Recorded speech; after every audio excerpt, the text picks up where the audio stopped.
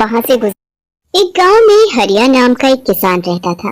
इस साल हरिया ने अपने खेत में बैंगन की खेती की थी और बड़ी ही अच्छी पैदावार हुई थी। एक दिन वो खेतों से पके पके बैंगन तोड़कर शहर की सब्जी मंडी में बेचने जाता है। सब्जी ले लो, सब्जी, ताजी ताजी सब्जी। शाम तक उसके लगभग सारे बैंगन बिक जाते हैं और बस थोड़े से बैंगन ही बचते हैं। हरिया बचे हुए बैंगन लेकर निकल पड़ता है। रात काफी हो चुकी होती है। हरिया अपनी बैलगाड़ी से घर वापस आ रहा होता है। रास्ते में काफी सुनसान जगह पड़ती है और उस जगह एक चुड़ैल का वास होता है। वो चुड़ैल काफी समय से भूखी होती है। जैसे ही वो हरिया को वहाँ से गुजरता हुआ देखती है, उसके चेहरे पर खुशी की चमक आ जाती है। अरे वाह, आज तो बड़े दिन बाद कोई आदमी यहाँ से गुजरा है। आज तो मुझे कुछ न कुछ खाने को मिल ही जाएगा। आज मैं पेट भर कर खाऊंगी। वो चुड़ैल उस आदमी को खाने जा ही रही होती है कि तभी उसका ध्यान बैलगाड़ी से नीचे लुढ़कते हुए बैंगनों पर जाता है। वो चुड़ैल जल्दी से उन बैंगनों को उठा लेती है और घुमा घुमा कर देखने लगती है। उसके बाद वो एक बैंगन खाकर देखती है तो उसे वो बड़ा ही स्वाद लगता है। अरे वाह, ये तो बड़ा ही स्वादिष्ट है। ऐसी चीज तो मैंने पहले कभी नहीं खाई। चुड़ैल जल्दी जल्दी सारे बैंगन खा जाती है। अब उसके पास एक भी बैंगन नहीं बचता। चुड़ैल को और बैंगन खाने का मन होता है। वो सोचती है कि क्यों ना उस आदमी की बैलगाड़ी में बैठकर उसके साथ ही चली जाए। ऐसे उसे उस आदमी के पास और भी बैंगन मिल जाएंगे। वो जल्दी से हरिया की बैलगाड़ी में चढ़कर बैठ जाती है। हरिया को बैलगाड़ी में एक झटका सा महसूस होता है। वो जल्दी से पीछे मुड़कर देखता है तो उसे कोई भी दिखाई नहीं देता। अभी अभी मुझे ऐसा लगा कि मेरी बैलगाड़ी में कुछ भारी चीज गिरी है, पर यहाँ तो कुछ भी नहीं है। हरिया को वो चुड़ैल दिखाई ही नहीं देती और वो बैलगाड़ी लेकर आगे चल देता है। चुड़ैल बैलगाड़ी में बैठकर हरिया के घर तक पहुँच जाती है। हरिया तो घर के अंदर चला जाता है, पर चुड़ैल आंगन में ही रह जाती है और सबके सोने का इंतजार करती है। लता, अरे ओ लता, जरा एक गिलास पानी तो लेकर आ। अरे आप आ गए, मैं अभी पानी और खाना दोनों लेकर आती हूँ। जब तक आप मुँह हाथ धो लो। खाना खाकर सब सो जाते हैं। उसके बाद चुड़ैल उनके घर में आकर बैंगन ढूंढने लगती है। वो घर का एक एक कोना देख लेती है, पर उसे बैंगन तो कहीं नहीं मिलते। चुड़ैल को बड़ा ही गुस्सा आता है। आखिर वो चीज इस आदमी ने कहाँ रखी है? इसकी बैलगाड़ी में थी तो इसके पास और भी जरूर होगी, पर ये उनको रखता कहाँ है? मुझे लगता है इसने उनको और जगह छुपा कर रखा है। मैं भी ढूंढ कर ही रहूंगी। चुड़ैल सुबह होने और हरिया के उठने का इंतजार करने लगती है।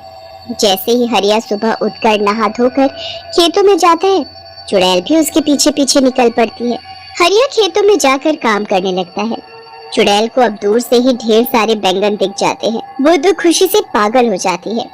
मिल गए, मिल गए।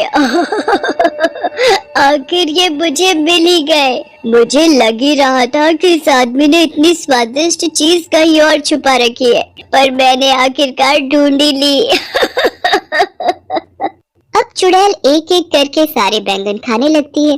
हरिया थोड़ी देर के लिए कहीं काम से जाता है और इतने में ही चुड़ैल खेतों में लगे सारे बैंगन खा जाती है। जब हरिया वापस आता है तो खेतों से सारे बैंगन गायब देख बड़ा हैरान होता है। अभी तो इन पर इतने सारे बैंगन लगे हुए थे और अब अचानक सारे के सारे बैंगन ऐसे कैसे गायब हो गए? आजकल तो बाजार में बैंगन की कितनी डिमांड है और यहाँ सारे बैंगन गायब हो गए। मुझे तो बड़ा ही नुकसान हो गया। अब मैं करूँ तो क्या करूँ? हरिया वहाँ सर पकड़कर रोने लगता है। उसके महीनों की मेहनत बर्बाद हो जाती है। चुड़ैल हरिया को ऐसे रोते देखती है तो उसे बहुत ही बुरा लगता है।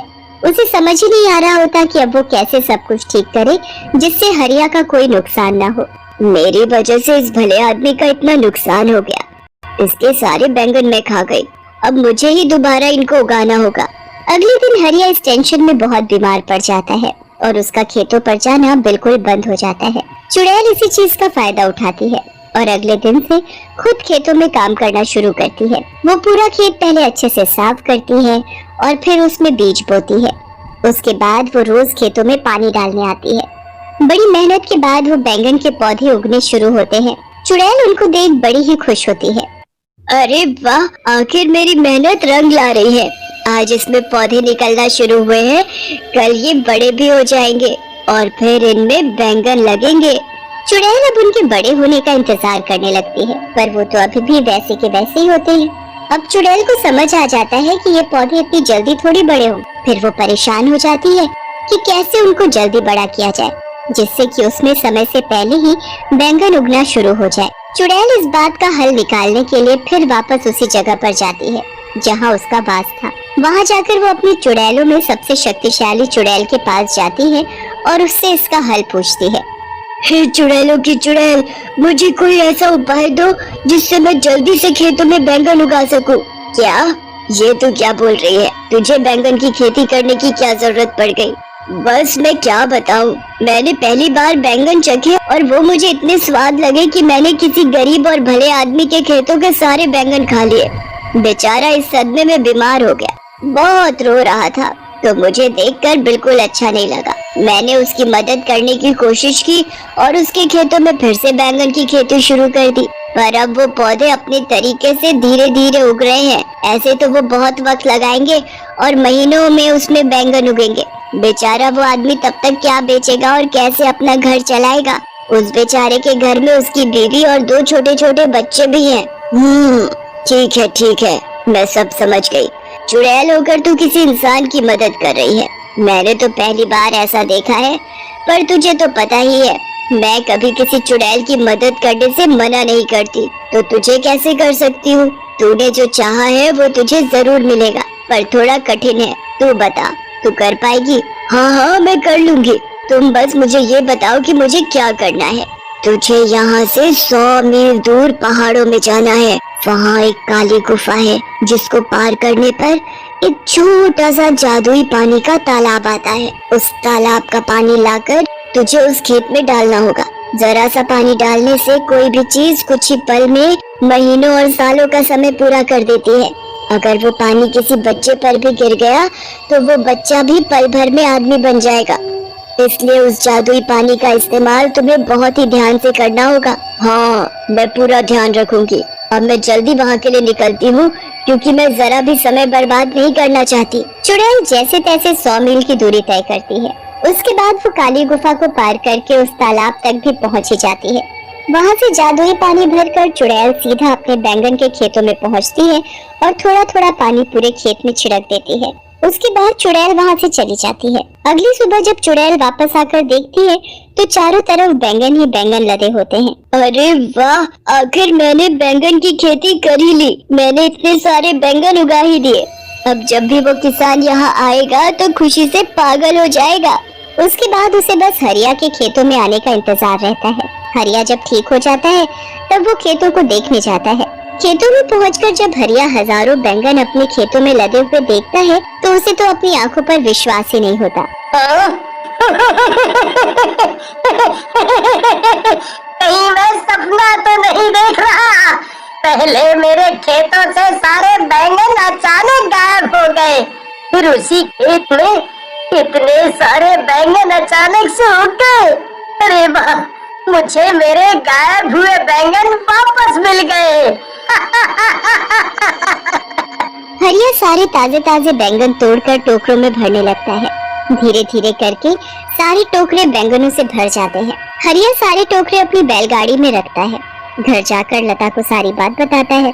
लता तो ये बातें सुनकर चौंक ही जाती है। उसे हरिया की बात पर बिल्कुल यकीन नहीं होता। मुझे लगता है आप पागल वागल हो गए हो। अरे भगवान, मैं कोई पागल वागल नहीं हुआ हूँ। तू चलकर अपनी आँखों से देख ले।